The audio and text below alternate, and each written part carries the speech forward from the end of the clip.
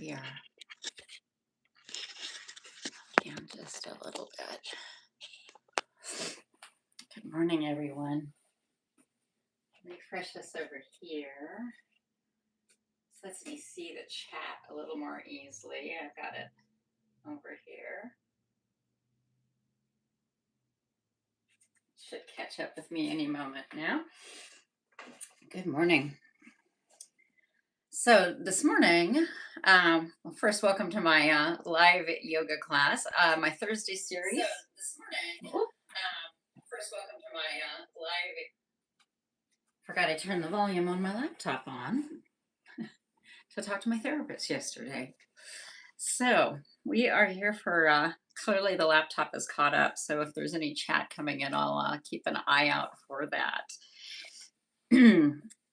My Thursday morning series that I'm kind of trying to get going this year, just around health appointments and the like. Every other Thursday, I'm going to be offering a live class. And last week we did my what I call Yoga for Vitality, which is a chair-assisted hatha yoga class.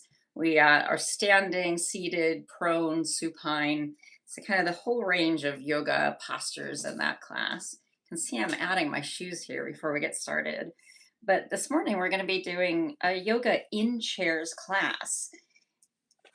So it's actually the class I feel like I teach more often than the the chair assisted hatha yoga class. So I like to have my shoes on for chair yoga. Partially it's just habit because of the many years I was teaching chair yoga in Portland Parks and Recreation in Portland, Oregon, mostly at the Mount Scott Community Center. I like to make sure I have shoes on because a lot of people would tell me when I would suggest that they come to chair yoga, they would say, "Oh, I can't do yoga because I can't be barefoot, right? It hurts my feet," or I've outright been told by my doctor can't be barefoot. So I almost always would teach that class in shoes so people would get used to seeing someone doing yoga in shoes and know that they weren't breaking any rules. The shoes I recommend, right? These are some very lightweight trainers, right? Sneakers. They're very flexible. They're a style called Barefoot by this company. And they let my feet move a lot, and I don't lose that sense of connection to my feet. I'm gonna scoot myself back just a little bit. And the chair in the getting the camera set up position. So like all classes, what I like to suggest classes start with is what I call the comfortable enough position, right? And that lets you know that that could be actually seated or especially when I teach yoga for vitality, some people like to start the class lying down, supine.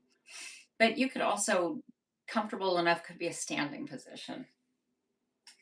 Right? I'm just gonna, just check over my shoulder, make sure I don't see any chats coming up. I'm still getting new. I'm still new at the live classes, so if I do miss a chat, uh, thanks for that. And I am trying to watch for that and learn how to kind of navigate watching the two things. But comfortable enough in chair yoga, right? We're usually in a chair. What I recommend to people is, especially at the beginning and the end, like lean back into the chair back, unless like your feet can't touch the floor.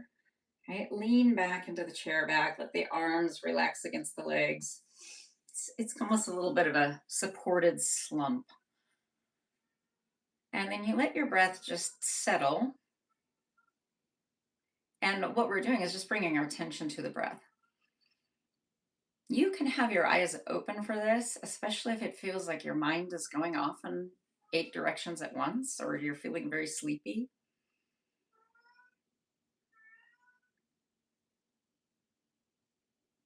What is the faintest thing you notice about your breath now?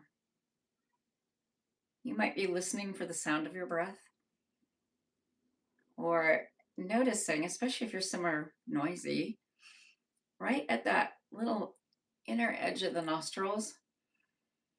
Take your attention there and notice that the inhale is usually cooler than the exhale, unless it is a very warm day, very warm.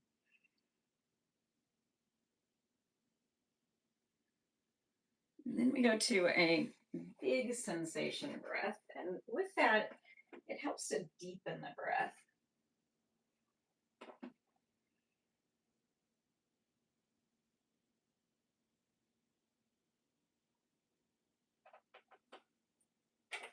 And I feel that sensation of the breath deepening. What does it physically feel like to breathe in a full breath and then breathe it all the way out? Let the abdomen tuck up to the diaphragm.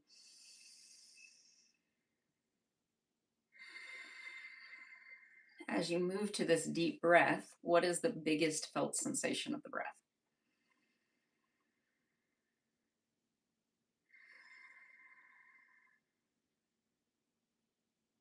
We notice the first thing about the breath, the faintest thing, and the biggest thing.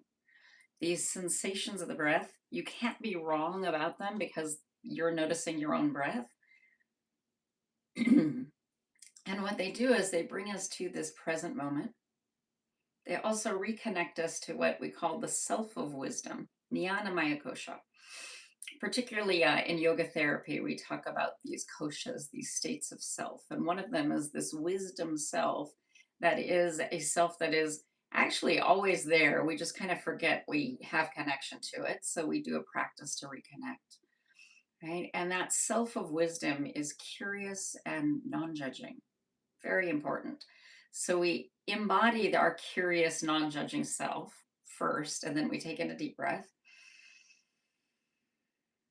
And as we breathe this one out, we flow our attention from our head down past each finger and thumb, all the way to each and every toe. Acknowledge all of the sensations your body has to share with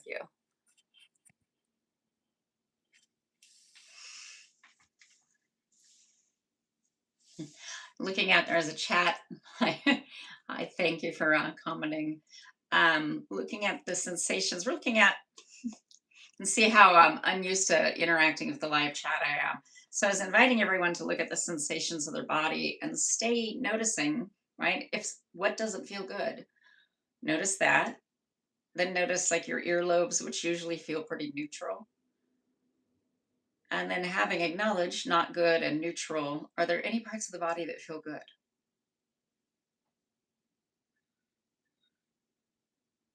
And if you're someone who deals with chronic health conditions, as I do, I have osteoporosis and Ehlers-Danlos syndrome and several other said syndrome things that go intersecting with that. Sometimes I'm like, does anything feel good today? And if I'm like, not sure, I'm going to go back to the earlobes where things are reliably neutral. But today I was reflecting that my fingers, my thumbs maybe don't feel so good, but my fingers actually feel good today. Then we take in a deep breath. And as we breathe out, right, we're checking in with the energetic body. So this is always first and foremost an assessment of how much energy do I have right now. As someone who had to cancel my earlier April Thursday live sessions because I was dealing with really profound post-exertional malaise, right? It's really important to check in with our energy level and just acknowledge, do I have a full tank, right? Am I about half? Am I near that empty line? Because then we can really dial in how we're gonna engage with the movement.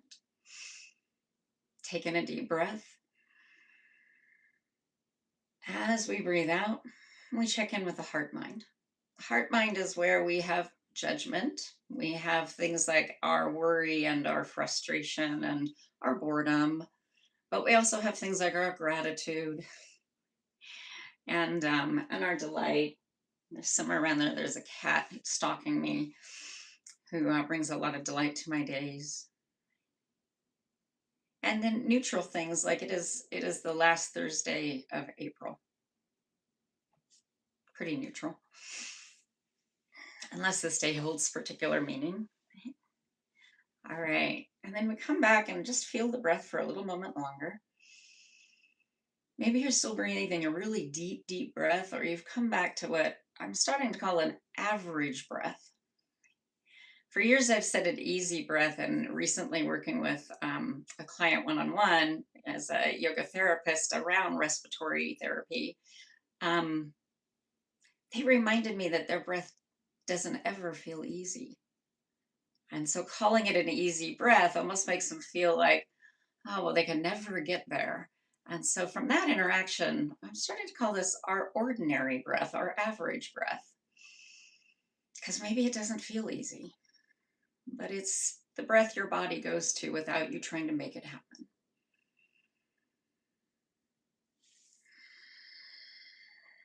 Now we're going to add some movement here. And the first thing I did is I just dropped my arms down, and you can see I'm kind of turning my hands in and out. As someone who lives with what only recently acknowledged Ehlers-Danlos syndrome, I've worked with a lot of physical therapists in the last few years, which I'm really grateful for. But one of them has taught me, who's a DPT, has taught me about what are called dynamic stretches. And dynamic stretches are they're kind of range of motion movements. And you can see I started making a figure eight, a little bit bigger movement for my arms. You can see there's a little elbow bend, the wrists are moving, the shoulders are moving.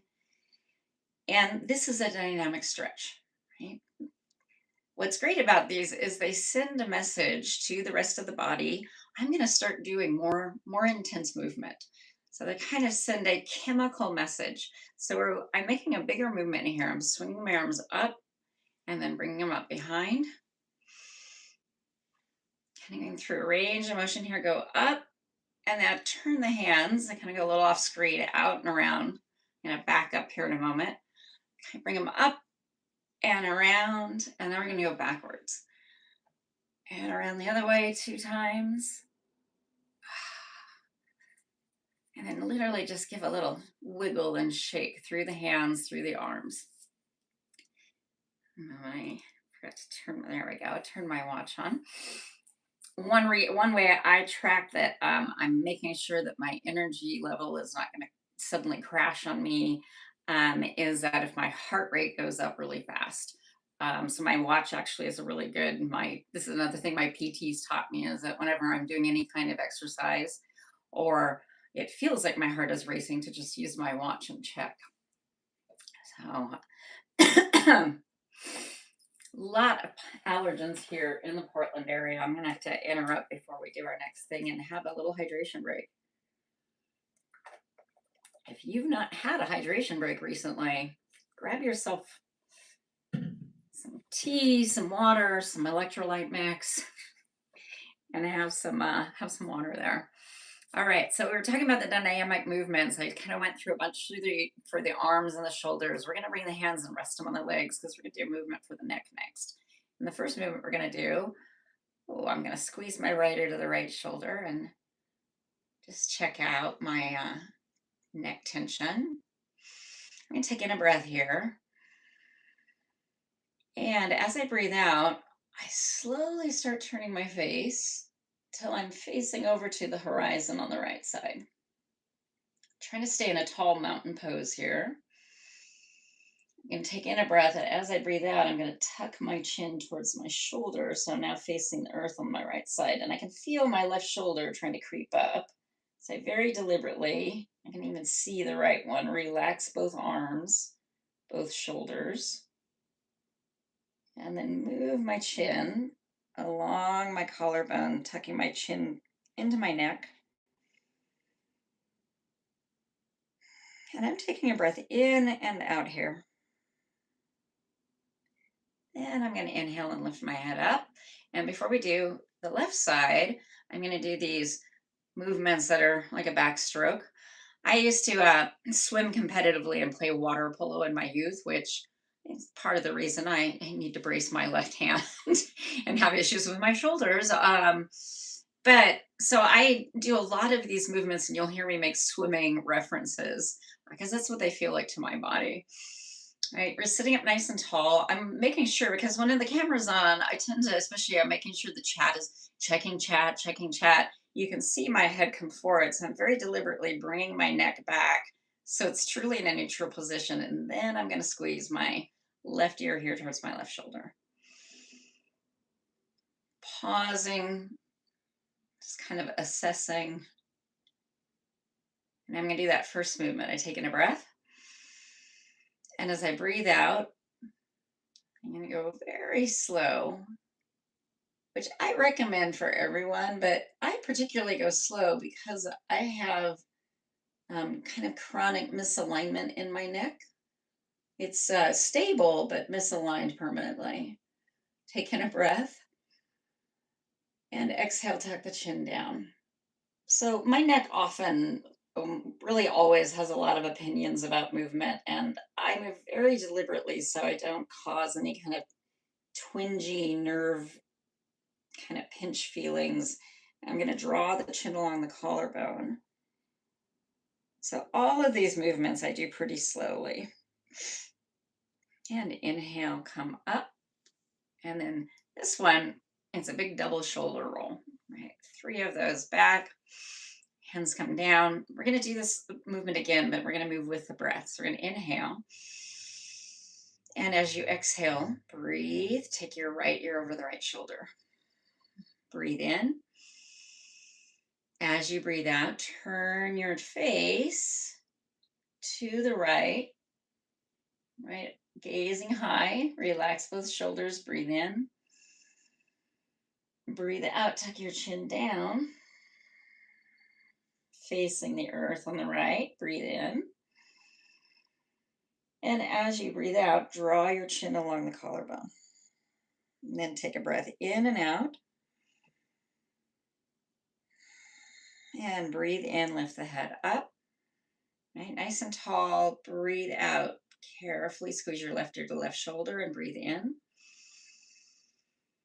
Breathe out. Turn your face to the left. Breathe in. Tuck your chin down. Take a breath in. Follow the collarbone. And take a breath in and out. And breathe in and lift your head up. My cat, in attempting to open the door, shut the door loudly. One moment as I set up the cat door here. There you go, buddy. Sometimes we get Yoga Cat wants to just come in and sit in his snuggly spot on the futon that is just off screen here. And sometimes he wants to come in and take over the chair and swat me during class. And sometimes he decides that yoga is boring and leaves. There used to be a yoga dog. Some people who've watched classes have heard my dog snoring, and we lost him just about a month ago, just over a month ago. He was over 11 and an English bulldog, so he was quite old and sudden. So just the yoga cat these days. So when I moved back, one thing I did really deliberately is I sat forward on the front edge of the chair. This is not a requirement for chair yoga. I like it because I can make sure my feet feel really firmly on the chair. If I sit all the way to the very, very back of this chair, it's actually, I'm not very tall and I've lost height due to degeneration of the spine. So my feet don't actually make it to the floor. So I kind of have to sit forward on this chair. It's really a good sturdy chair for yoga. That's one of the main things is that you want a chair, no wheels, not too squishy. So you can feel like, even if you don't sit to the front edge, that you can sit up really tall. And right, we're going to feel for feet. Feet end up underneath the knees or a little in front of the knees. Check and chat there.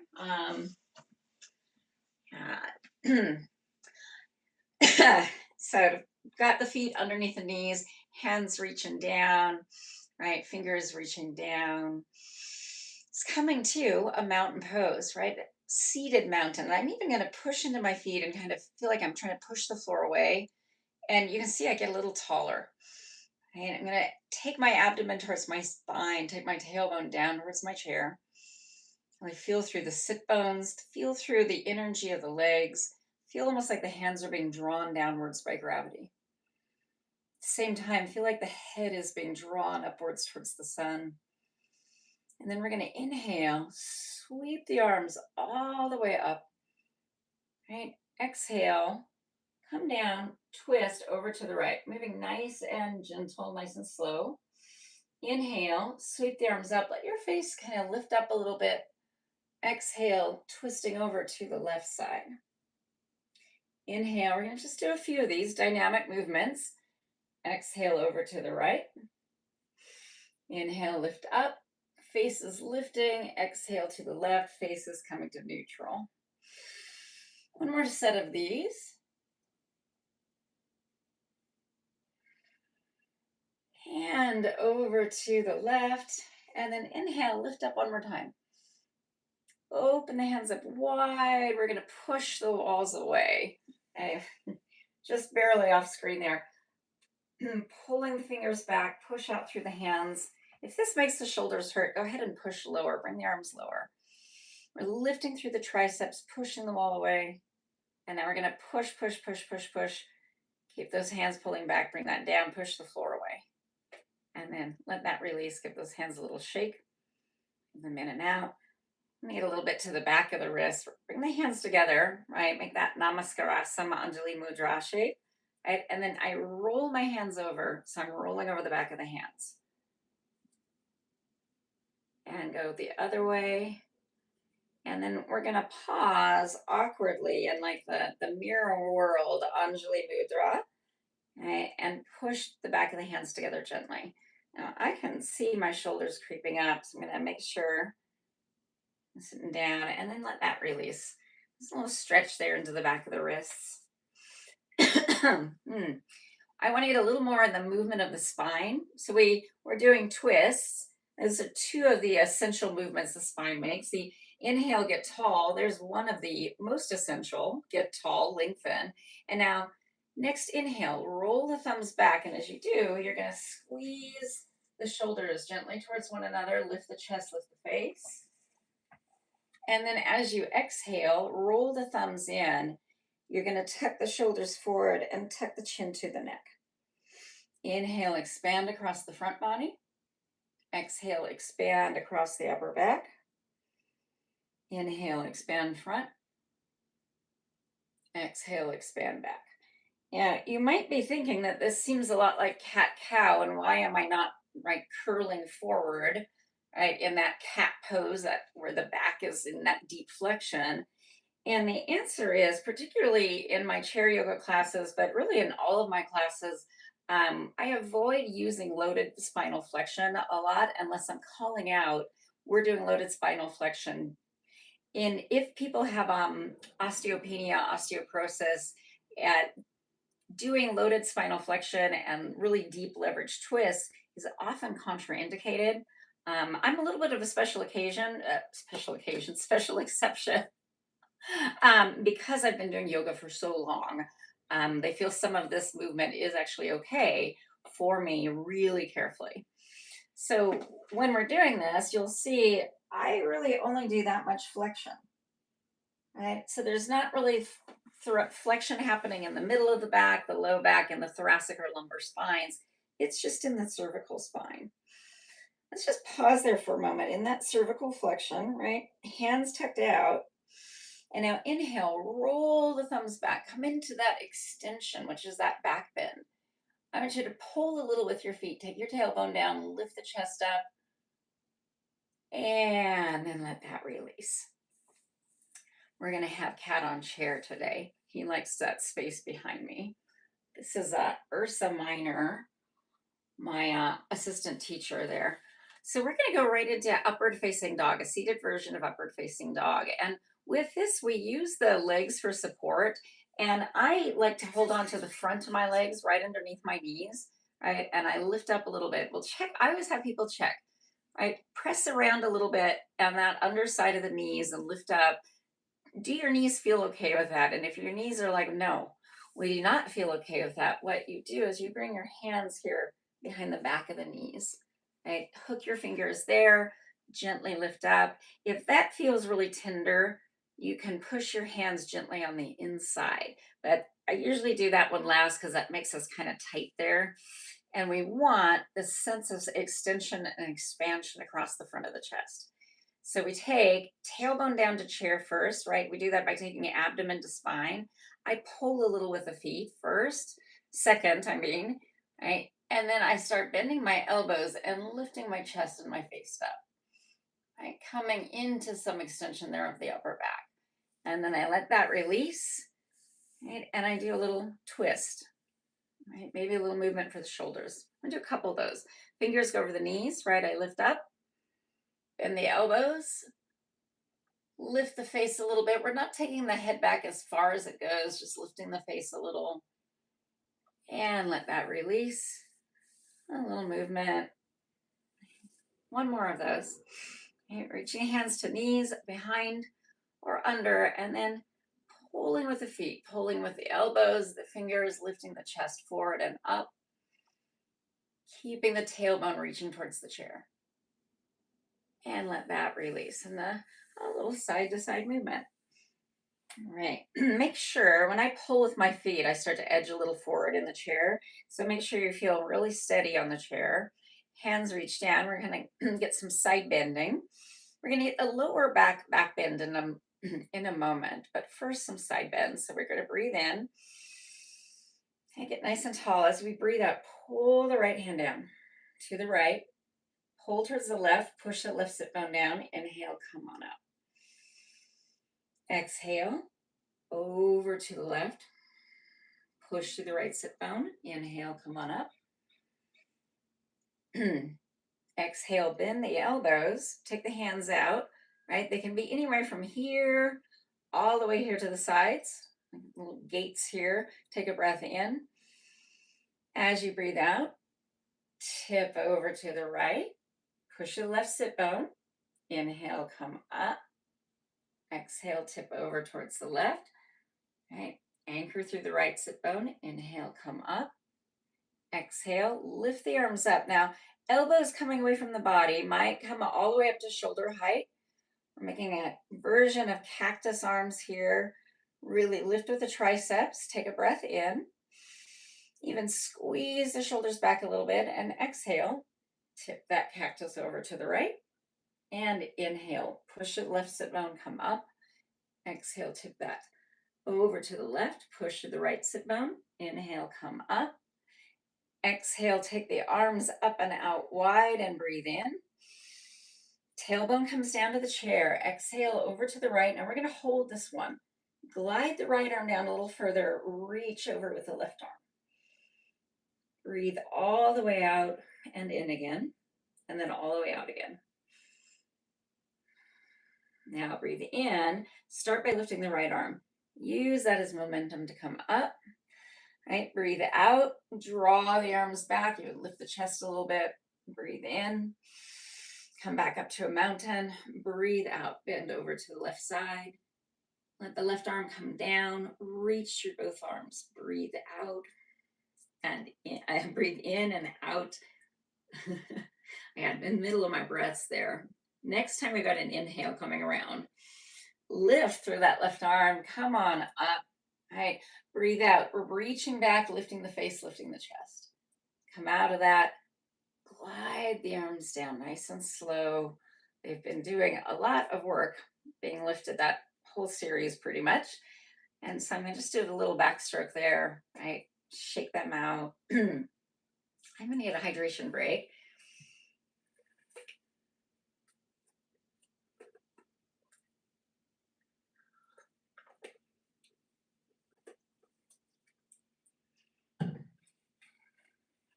Okay. So we've been moving through all of these ways our spine moves. We're going to anchor down now through our hips, our feet, right? Take the feet a little bit wider than your mountain pose. Okay, kind of shoulder width wide, almost in line with the chair legs. We're going to do a downward facing dog flow. Let me try that again.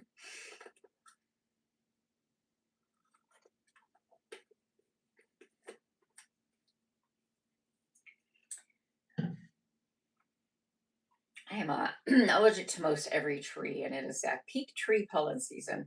So it's kind of building back up again. So I take a lot of breaks to have to clear my throat. If you're not coming, haven't been to one of my classes before.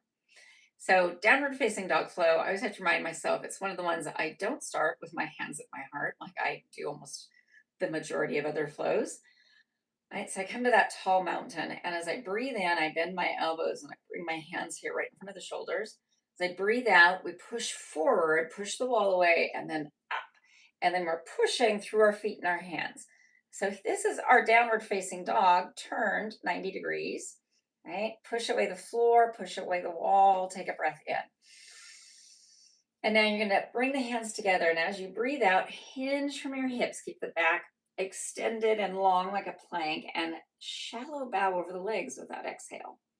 As you breathe in, sweep the arms. So we're keeping the back rigid like a plank, and we're sweeping the arms back.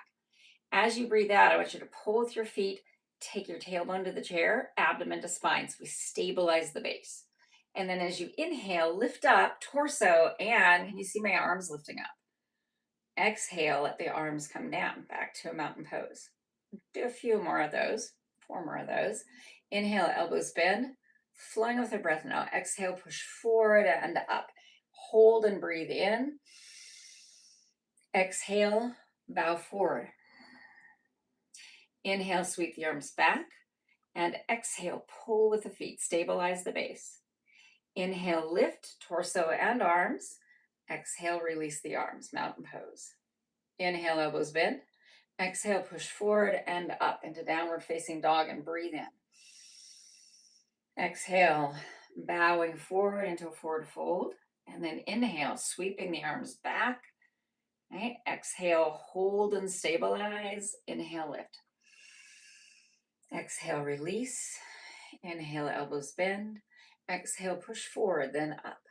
Inhale, hold. Exhale, bow.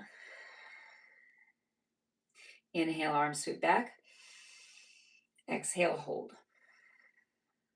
Inhale, lift. Exhale, release. Last one of these. Inhale, elbows bend. Exhale, push forward, then up. Inhale, hold. Exhale, bow. Inhale, sweep the arms back. And exhale, stabilize. Inhale, lift.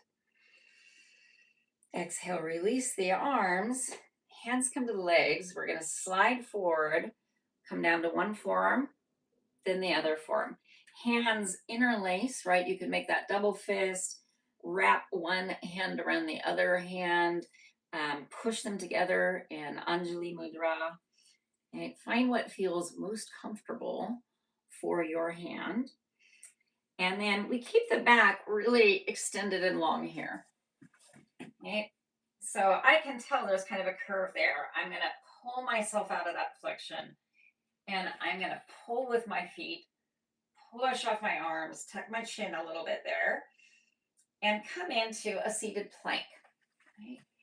From our seated plank, let me do that side view of this as well. We're going to come to a lower back extension. And we get that lower back extension by keeping the upper back supported, but I relax through the legs, relax through the abdomen, the glutes, and I let my tailbone lift away from the chair. I get a lower back extension, back bend there. And then I pull with my feet. I pull my tailbone down. I push off my arms, come back to my seated plank. So seated plank, and then soften. Right? Letting the abdomen come down, lifting the tailbone, coming into a lower back extension. Hang out there a little bit, and now I pull with the feet, pull the abdomen to the spine, take the tailbone back down, make a plank. I'm going to do one more of those, softening into that lower back extension. And here we go. So I have a pretty significant amount of lumbar degeneration. That's why I've lost height. And one of the things my PTs have taught me is that when we have a lot of lower back injury and lower back pain, now come back to that plank, strengthen, The low back tends to get one hand down, then the other. Inhale, come up. The low back tends to actually get super tight.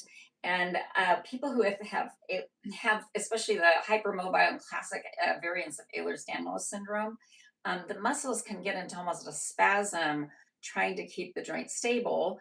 I have a SI joint dysfunction, so this is especially the case. And it'll get almost kind of frozen. So very deliberately making sure we get some movement in the lower back and some extension in the lower back really helps when we have lower back injury and low back pain, so that we don't get kind of frozen around that injury and pain and lose our flexibility.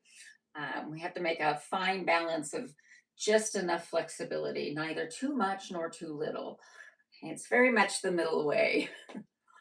So let's continue doing some core strengthening, which that plank does, which are doing in that downward facing dog flow. We're going to do, I just call these lean backs. I've never come up with a more creative name. We sit up nice and tall, and here's a call out. I have my hands in front of me. This is what I consider the starting point.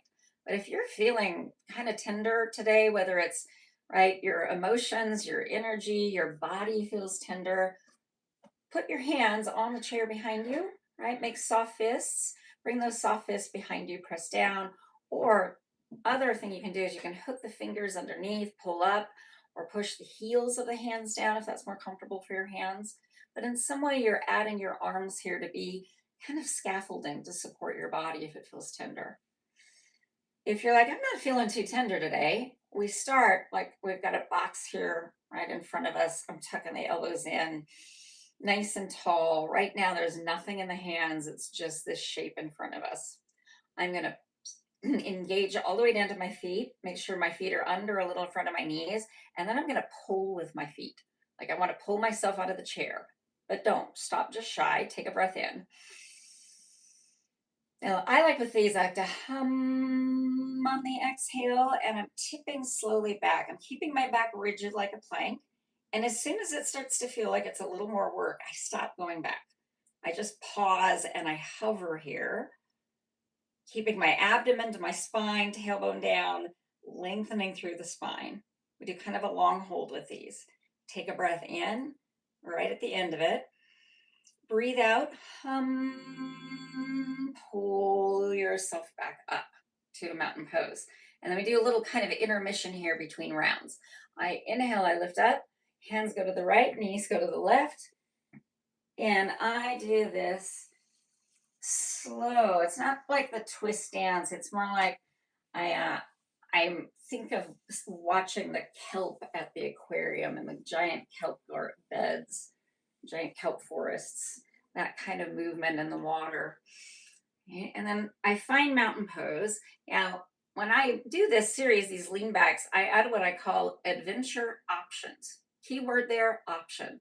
So if your energy is a little on that low side, you might keep your hands on the chair and not do any of these options.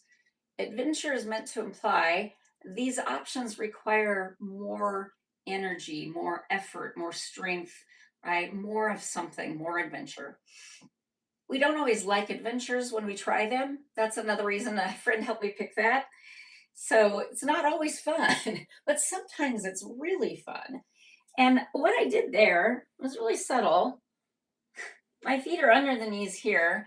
I stepped my feet forward about the length of each big toe, just a couple of inches, right? Maybe 3. And then the arms here, I'm going to tuck the elbows to the body and I'm going to imagine in my hands, I've picked up a tablet type computer or a hardback novel, like an average size one, not a giant one. Several of those authors that write those novels that are like that big. That big. Just imagine there's like a pound, maybe 2 pounds, maybe 2 pounds there in the hands. Tuck the elbows in. Connect down with your feet. This time push into your feet and push the floor away from you. Big breath in. Exhale, you're going to hum. Tip back until you're like, oh, there's some effort. Pause when you get to some effort. Keep breathing. We're in a longer hold. Usually these longer holds are 10 to 12 seconds.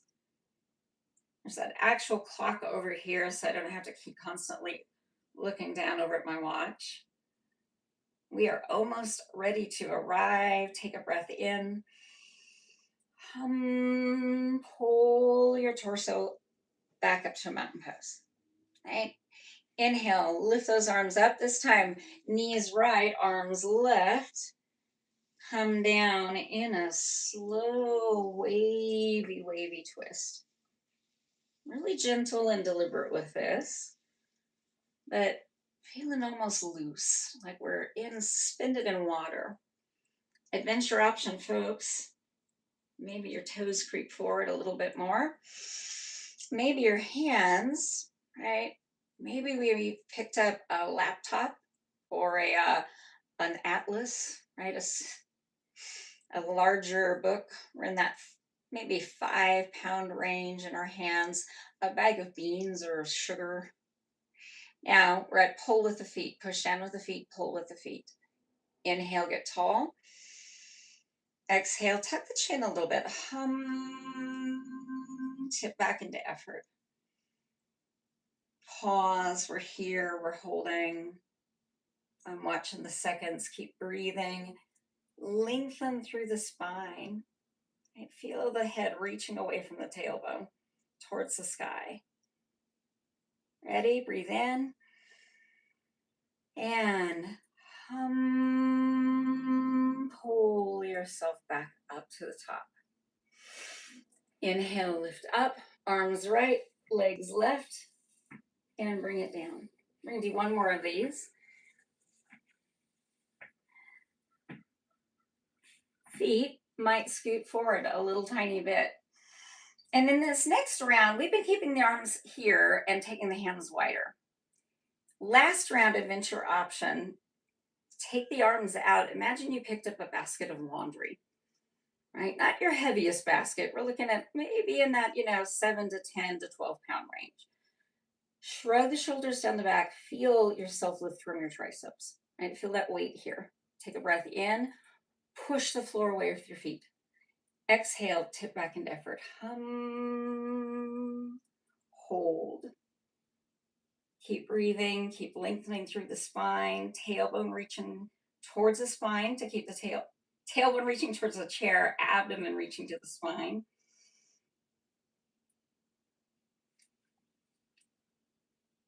All right, we are nearly there. Take in a breath. Exhale, pull yourself upright. When you get to the top, inhale, lift up, arms, left, legs right. One more of these wavy twists down. Now, we've walked the feet forward, some of us, so we're going to bring that back, make sure, especially with the pushing and pulling with the feet, that we're settled on the edge of the chair. I'm going to get another hydration break. I just hit that magical moment when all of the allergy medicine I take when I wake up starts to work, which means I can breathe and have less congestion, but makes my mouth very dry. One moment, my dentist recommended some great products with xylitol to use while I'm teaching, so my mouth doesn't feel so dry. Okay. We're going to kind of work our way down the legs now. Thought that was going to help. Let me just take a moment. So I sometimes call it the humming sigh. Sometimes when my throat feels like it's almost like a little bit of a spasm, that humming and sighing can help. What I was trying to say was that we're going to continue down with the legs and get a little bit of stretch and lengthening through the legs. And what I've done is I've taken my right leg out. I got the toes flexed back towards my face. When I do this, because my knees will hyperextend when I do this, and if I just keep pushing out through my heel, I really make sure I'm kind of doing, I call it the thigh shrug. Right? I'm pulling my thigh. You can see it there. I'm pulling it up and into the hip. Right? And keeping that keeps the knee stabilized. I keep my hands behind me when I do these, really focused on the hip movement things. So I'm not kind of slowly sinking down. And what I'm going to do is an internal rotation from the hip and take the toes in, keep pushing through the heel, and then take the toes back up. And then take those toes out and then back up. And turn them in. We're going to do this a couple more times and back up. And then turn them over. Turn them out, not over, and back up. One more. Internal rotation from the hip up, external rotation up. And then go ahead and bring that foot in. You want to give that ankle a break. And I call these the whole leg circle. You can do these standing or seated. I make the movement as big as I can because it feels good, but as I go in the other direction, look at, you can have this movement be really small. We're following the outer edge of the shoe, just getting movement through the foot, the ankle, the knee, the hip. Left foot, it's going to go out. Heel is out. Toes are flexed back towards the face. Thigh shrug. Pull that thigh into your hip, really stabilizing the knee. And then, right, this alone, this is a stretch we're doing intentionally, but then return internal. I'm rotating from the hip in, back up, and then rotate from the hip out. And back up, pulling the thigh towards the hip, rotate the hip toes in. Internal rotation, up, external rotation.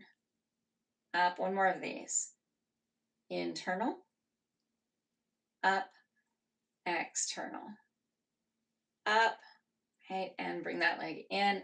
And then these whole leg circles where you're rotating around the outer edge of the shoe. We don't try and get the arch of the foot down. We just go from the inner edge of the heel to the ball of the foot. Even me, and make sure to go both directions. With my ankles have kind of an extreme amount of flexibility. They go way past in range. That I shouldn't even try to get the arch down. I probably could, but it would be very bad for my knee and really not so great for my ankle and my foot. So we just kind of pass that. We just are trying to get that movement through the legs. We're going to come back to taking the right leg out and do what is nerve gliding, nerve flossing. And it's in that category of dynamic stretch. It gets the nerves moving. This one's for the sciatic nerve, which starts up here, runs through the whole of the leg. Right? And I got the toes back. I'm going to take the hands behind me again, and I'm going to tuck my chin to the neck. And then I'm going to flip my foot over, reach my toes forward, which is a stretch we haven't done yet. And I'm going to lift my face to the sky. And then I'm going to tip my foot over, right? Toes back. I'm pulling the thigh towards the leg, chin down, toes forward, face lifts up, toes back, chin tucks it down, toes forward, face lifts up. I'm just going to do 2 more of those. Toes back, chin tucks down, toes forward, face lifts up, toes back, chin tucks down, toes forward, face lifts up. Now bring the face back to neutral, but let the toes keep reaching forward inside. So this is if you're wearing sneakers, trainers, there should be a big enough toe box that you can spread your toes out a little bit and reach those toes down towards the floor. We are at the same time doing that thigh shrug, pulling the thigh towards our hip a little bit so the knee and ankle are stabilized. Okay, and then bring that in. And then I'm going to just do a little back and forth movement. We're going to come to back to that movement in just a moment. But first, we're going to do the sciatic nerve glide here for the left leg. So we go heel out again. Right, you can see my kind of checking in with my mountain pose, getting nice and tall. And then I'm going to tuck my chin down. Pulling thigh towards the hip. And now toes flip over, face tips up to the sky. Don't take your head as far back as it goes, just tip your face up. And then toes back, chin tucks down, toes forward, face lifts up, toes back, chin tucks down, toes forward, face lifts up, Toes back, chin tucks down. Toes forward, face lifts up. Last one here, toes back, chin tucks down. Toes forward, face lifts up.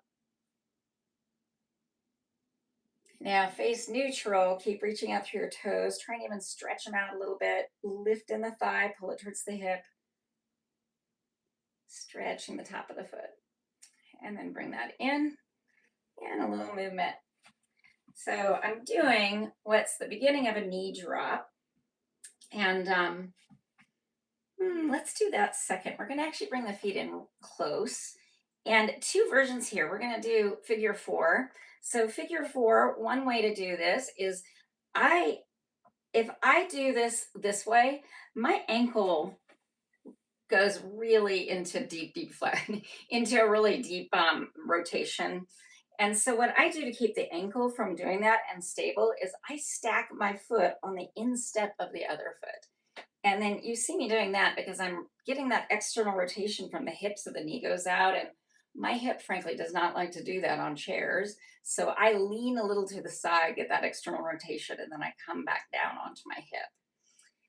Now, some people can, with ease, bring this leg up onto the thigh of the other leg. Right? Same external rotation. Both cases, the foot is flexed back to help keep the ankle and knee stable. If you can do both of these, try them both. Which one feels like the one your hip is needing today, or even possibly feels good? Now, if you have to keep a hold of this leg, otherwise it'll spring off or you're not breathing, come back down to the bottom one, right? Come to the low cross and open instead of this high cross and external rotation open. We're pausing here, right? Taking abdomen to spine, trying to stay in a mountain pose, trying to stay even across both sit bones. And we could start to try and reach down through this knee, right? It's a subtle movement. I'm moving from my hip up here and pushing my leg out towards my knee and down towards my hand. Always resist. We don't want to use that leg to push on from the top. It's got to be a muscular movement from your hip. Okay, we're going to take that leg off, lean back in your chair a little bit, just let it swing back and forth, circle the ankle a couple times one way and a couple times the other way. And then back to a mountain pose, and try left foot crossing onto right, flex the left foot back, external rotation, taking the knee out, or high, okay, flexing the foot back, you can see that, and taking the knee out. I keep my hands usually on the chair for this because otherwise, I'll realize I'm starting to just deflate a little bit, my spine kind of crunching down, because when I'm in my tall mountain pose, my hip has what I like to call some opinions about this shape that I have chosen to be in. So I just remind my hip that we need to get this stiffness, some movement. We're not going to go too far. We're not going to be here for too much longer. On this side, I'm barely doing that, trying to reach down. Just holding the shape is actually work for my hip. So this one's kind of on that edge of being almost to where I might consider having it down. But there, did you see it start to come down? So just a little extra tension. I have a kind of actually a chronic knee injury that needs surgery, but behind osteoporosis treatment. So it's this leg tends to get very stiff. All right, we're going to take that off. I'm going to lean back a little bit and just swing that back and forth a couple times. Circle my ankle a couple times one way, a couple times the other way, and then come up, take the feet out a little wide to the edges. Now I'm going to call that back in. I always go to wide because the knee drop, this internal rotation stretch, it always feels better wide. Recently, someone reminded me, and I'm always grateful when people do, this is really, like, really, really difficult for them.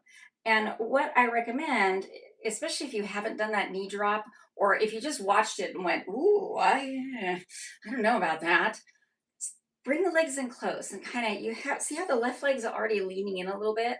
And then I bring the right leg in. I'm going to keep my left hand here on the left leg and take my right hand to the chair. And then, you see this little inch I'm doing? And tell my, oh, that feels like, and I might even lean the left leg a little bit more. So the left leg is is making a support for this right leg to explore just dropping down. And the right leg can't drop down too far because I've got the left leg pressing in there to hold it up. So other option, right legs are wide. You know that that knee drop is going to feel good. My foot, by the way, it's in front of my knee by a few inches before I do this drop. I don't want the knee to have any flexion, any deep flexion. Right? I want it to be just in this 90 degrees or more. Now, when you're doing this, the stretch might fade, might go away. Instead of trying to drop the knee further down, push off your hands and twist your torso to the right. It will definitely make a few more things wake up in this twist. It might feel good to the ribs as well.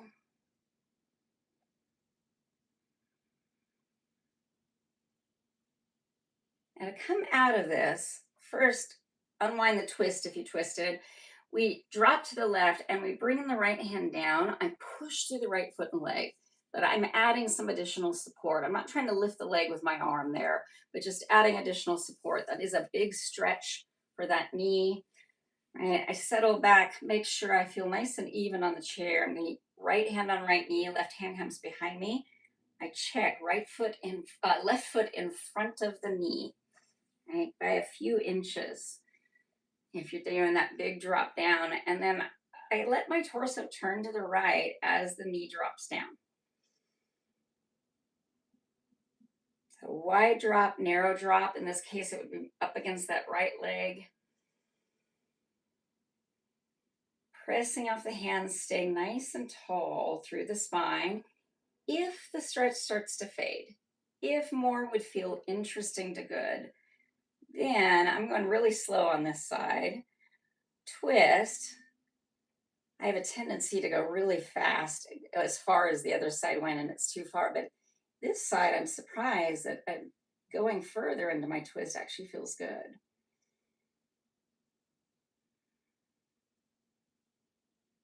Just a little pause longer here.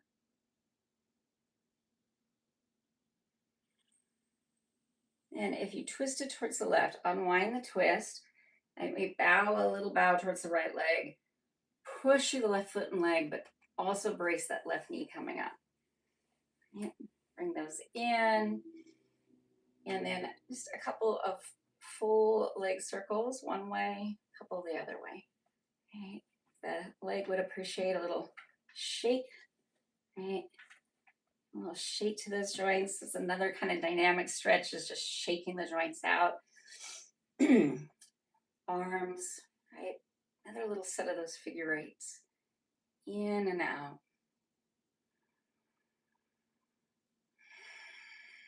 We're going to take the right arm, reach it out, and then take it over here to the left. Kind of grab the left shoulder, and then you're going to take the left arm, make a soft fist, hook that left arm just behind the elbow of the right. And then I let my right arm drop down, trying to relax the shoulders. Then I gently push with the left arm, and I push the right arm up and over a little more. I'm trying to not let myself twist. Just getting a gentle stretch to the shoulder here, and then let that release. Take the arms all the way out and take left arm over, just hook it here on that right side. Bring that right arm under, right, tucking there just behind the elbow. Left arm drops down onto the right. Sit up tall, maybe begin pushing with the right arm or pulling. A little too fast. There we go. We want the left arm to kind of relax into this. So one way I could tell I'd gone too fast is that my left arm tensed up and would not relax. So, all right, and then just let that release. Big movement. Reach out, reach out, reach out. And now give yourself a big hug. You're wrapping the hands as far around as you can get them, and then let the arms come down on the chest towards the chest for a moment. Right? Not trying to lift them too much. Tuck your chin down. Take in 2 deep breaths.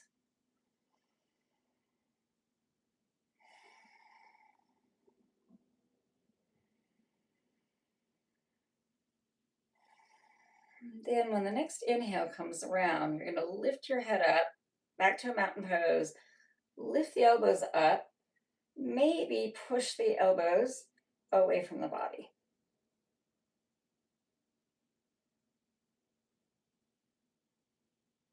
And then let this release. Reach up, reach out. I forgot to say, note what arm is on the top, right? Reach back behind you like you're squeezing onto a ball, lifting it up. Right now, come out. You are going to give yourself a hug. Put the other arm on top. And I tell you, if it feels really easy, you probably did that one already. Try to cross it the other way. This is one of the ways we do a habitual cross. So we have to really deliberately make sure we've got the other arm. And then we'll do the same thing. We drop the arms down a little bit, tuck the chin down, take 2 deep breaths.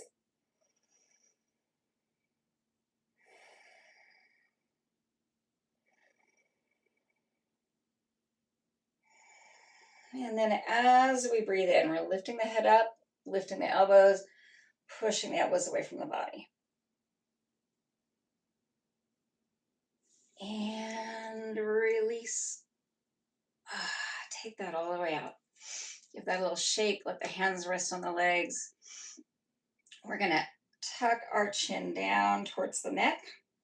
And with the next inhale, rock your right ear over to the right shoulder. Exhale, rock your chin back down. Inhale, rock your left ear towards your left shoulder. Try and keep those arms and shoulders relaxed. Exhale, come back down. Inhale, up and to the right. Nice and slow. Exhale down. And inhale up and left. And exhale down.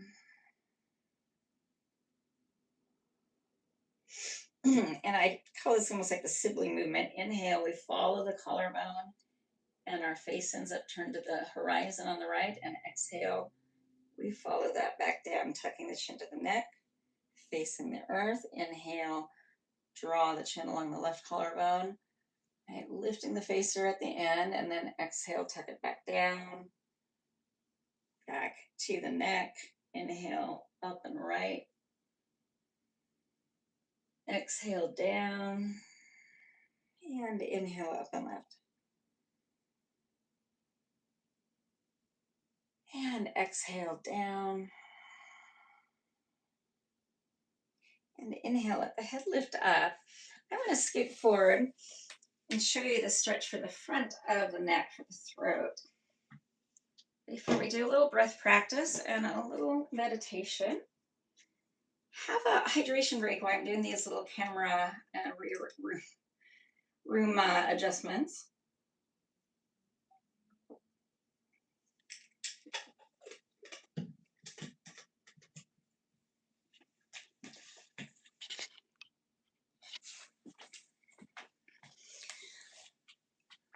I realize I have one of the perfect shirts for this neck stretch, because we take our fingertips, find your collarbones here, right? And we take our fingertips right above the collarbones. And we lift our face.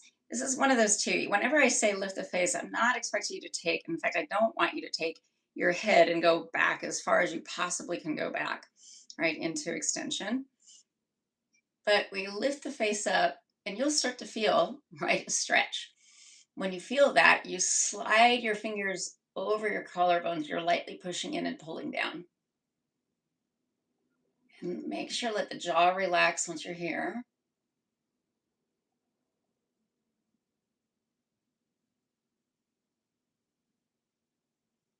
And let that release. Release the hands, release the head. Right? Do a little movement, including right, just a no. I'm going to do that one more time.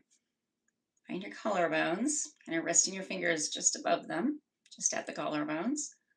Lift the chin. Relax the jaw. Pull the fingers down, gliding over the collarbone, pulling down lightly.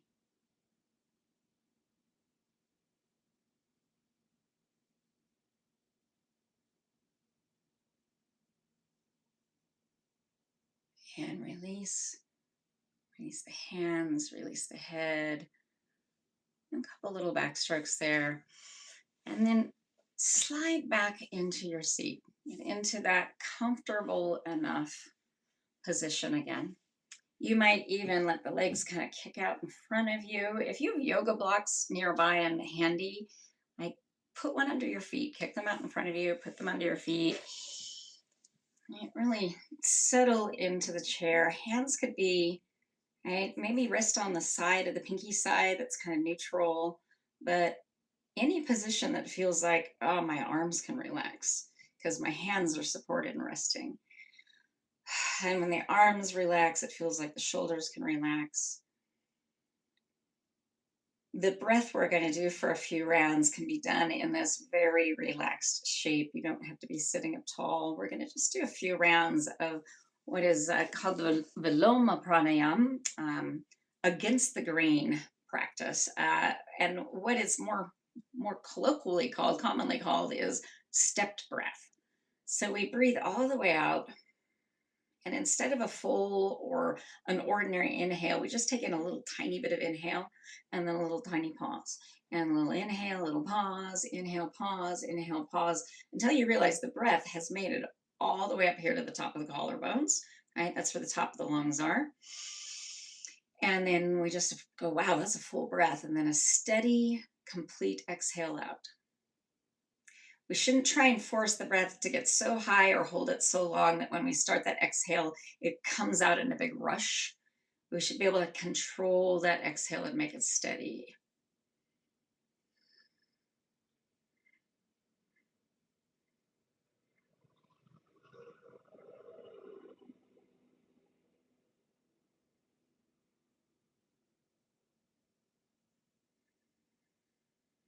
These pauses are really just the length of the word pause.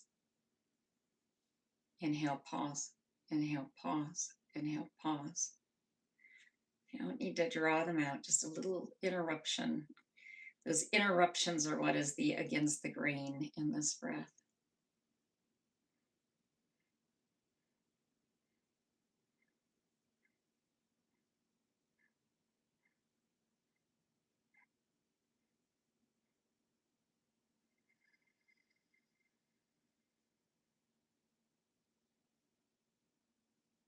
Ideally, you're breathing through the nose, but if that is not possible, always or temporarily, right, just go ahead and let yourself breathe lightly through the open mouth, just opening the mouth just a little bit to do that breath.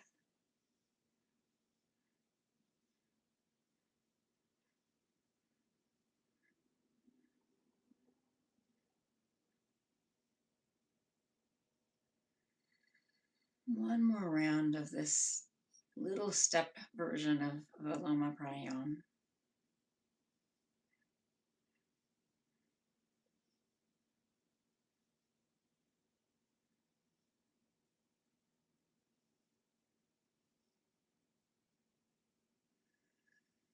And then as you finish the exhale from that last stepped breath in, feel yourself settle your body a little bit more and return to an average breath.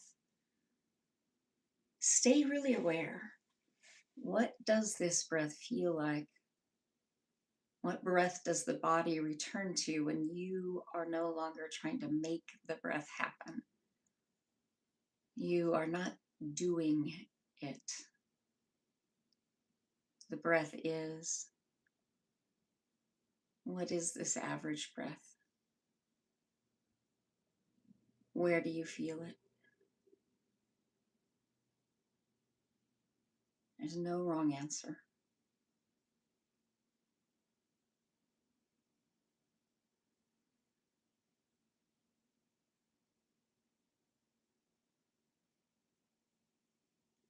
As you're settling into this breath, notice how your body has settled.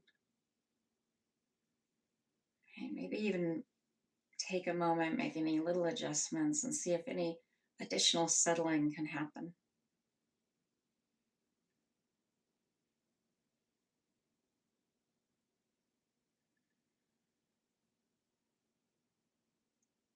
Let that wisdom awareness, that wisdom self flow your attention through your physical body again. Notice what has changed from the first time you did this at the beginning of the practice. And we're noticing change not as a way of good or bad, but just noticing what has this physical practice resulted in for the physical body. Maybe some parts of the body feel like they have more ease, maybe some feel tender, maybe some feel like they have more tension.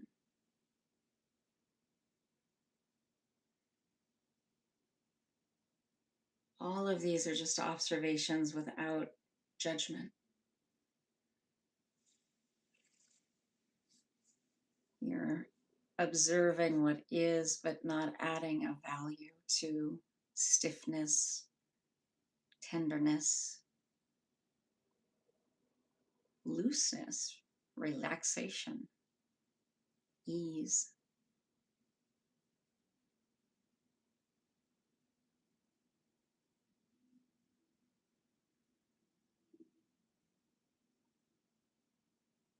See your whole body resting here. If you like to visualize, have a visual imagination, you might even create an image in your mind of your body resting. If you're not a visual person, just really check in, feel the felt sense of yourself resting here, supported by a chair, your whole self resting.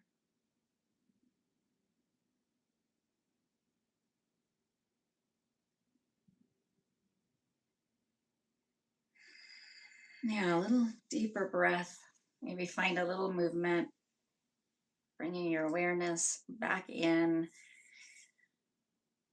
If you've got any questions or comments, please feel free to add them to the comments. Got a couple comments that came in. I took a look at, but wasn't quite sure how to answer the emojis.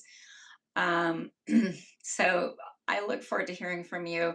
Next Thursday, I will be back with another chair assisted hatha class, Yoga for Vitality, where we do standing and poses on the floor, supine and prone. Prone means on your abdomen, supine means on your back. And I have another new video coming. It's going to be May tomorrow. Can you believe it? So there's going to be another new video coming. Make sure to follow the channel, and you'll make sure to not miss any of these live classes or any of my new videos. And if you like this video, please make sure to press that little like button. Thanks so much for joining me on today's live session, especially as I'm still getting the hang of these. Thank you most of all for practicing. Peace, peace, peace, everyone. Shanti.